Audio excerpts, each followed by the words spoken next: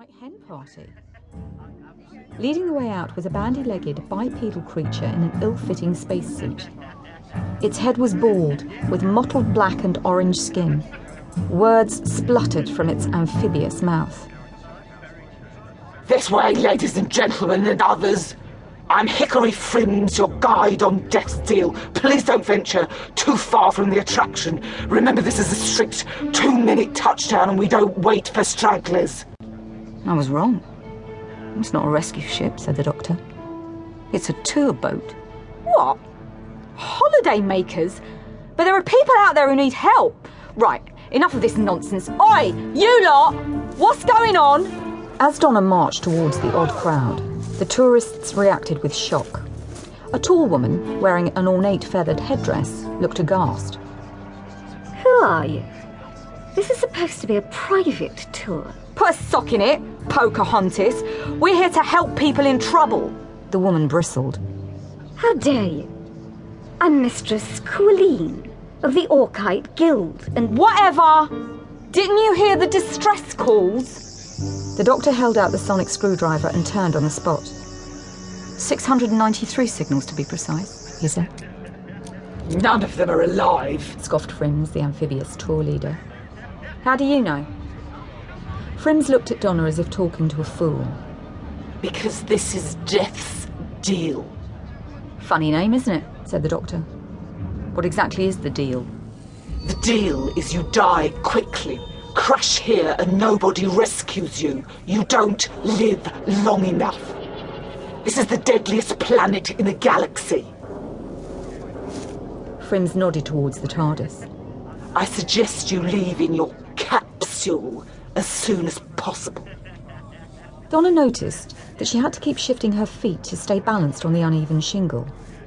Even so, there didn't appear to be any immediate danger. She saw that Mistress Colleen had moved away and was probing the ground with a small handheld device. How come you're happy to set down? Asked the Doctor of Frims. I know it's the 49th century and everyone's off exploring the great unknown, but you don't look like the adventurous type. No offence. Frims tried to muster some dignity. Some thrill seekers will pay a small fortune to boast that they've walked on this planet. Plus, I know all the relatively safe spots. Safe from what, exactly? There's life all over this planet. It's teeming. Trust me, sir, said Frims. You don't want to meet any of it. Donna watched Colleen remove the probe from the ground and point it skyward, but was distracted by having to shift her footing again. The shingle continued to move beneath her, and now Donna was aware of a vibration. The ground was shaking, causing everyone to check their balance. Concern blossomed on Frims' face. The amphibian turned to his passengers and screamed, "Get back to the ship!" Immediately, the doctor grabbed Donna's hand and hauled her towards the TARDIS. The blue box was only a few strides away when the ground exploded, sending sand and grit flying through the air.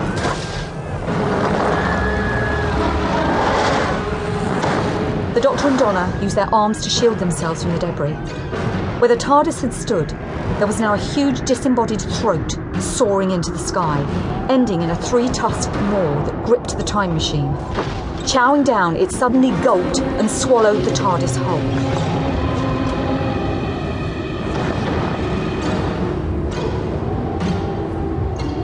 The terrified tourists screamed in panic. The attraction was already airborne and passengers clung to the rapidly closing ramp as the craft descended. Some were stranded on the ground, including Frims, who bellowed and shook his fists at the pilot's cockpit. Come back, you fickle jelly spawn! The monstrous throat writhed as it scaled to more than 200 feet.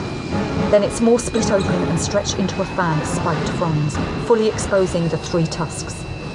Rearing back like a cobra, it struck out at the attraction, piercing the ship's hull. Donna saw a shower of sparks light up the cockpit and transform the ship into a fireball.